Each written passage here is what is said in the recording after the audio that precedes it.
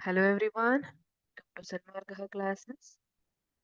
ಕೆಲವು ನೈಸರ್ಗಿಕ ವಿದ್ಯಮಾನಗಳು ಪಾಠದ 15ನೇ ಪ್ರಶ್ನೆ. ಭೂಕಂಪಗಳನ್ನು ಕೆಲವು ವೇಳೆ ವಿಕೋಪಗಳು ಎಂದು ಪರಿಗಣಿಸಲಾಗುವುದು. ಈ ಹೇಳಿಕೆಯನ್ನು ಸಮರ್ಥಿಸಿ. ಭೂಕಂಪಗಳನ್ನ ವಿಕೋಪಗಳು ಅಂತ ಪರಿಗಣಿಸಲಾಗುತ್ತೆ. ಯಾಕೆ? ಗೊತ್ತಿದೆ, ನೈಸರ್ಗಿಕ ವಿಕೋಪಗಳು ಹಾನಿಯನ್ನ ಉಂಟು ಮಾಡ್ತವೆ. ಅದಕ್ಕಾಗಿ ಅವುಗಳಿಗೆ ವಿಕೋಪಗಳು ಅಂತ ಹೆಸರಿಟ್ಟಿರುವಂತದ್ದು ಅಲ್ವಾ?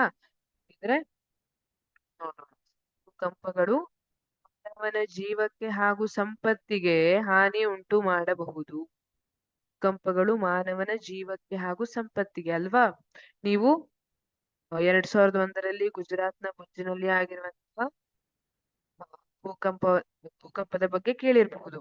ಆ ಸಮಯದಲ್ಲಿ ಸುಮಾರು 2000ಕ್ಕೂ ಹೆಚ್ಚಿನ ಜನ ಸತ್ತು ಹೋಗಿದ್ರು. 3000ಕ್ಕೂ ಹೆಚ್ಚಿನ ಜನ ಗಂಭೀರವಾದಂತಹ ಗಾಯಗಳಿಂದ ಬಳಲಿದ್ರು.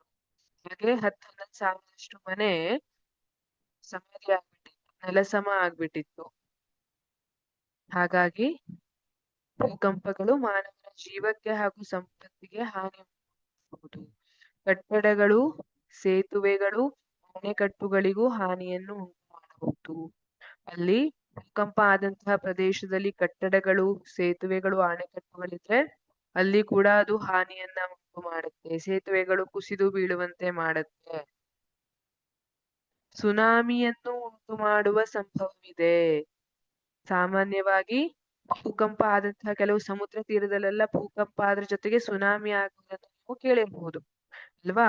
ಇಲ್ಲಿ ಸಮುದ್ರದ ಆಳದಲ್ಲಿ ಆ ಭೂಫಲಕಗಳ ಉಚ್ಚುವಿಕೆ ಅಥವಾ ಡಿಕ್ಕಿ ಹೊಡೆಯುವಿಕೆಯಿಂದ ಭೂಕಂಪ ಆಗಿರ್ತದಲ್ಲ, ಆ ಸಂದರ್ಭದಲ್ಲಿ ಅಲ್ಲಿ ಸುನಾಮಿ ಕೂಡ ಹೇಳ್ತದೆ. ದೊಡ್ಡ ದೊಡ್ಡ ಅಲೆಗಳು ಈ ರೀತಿ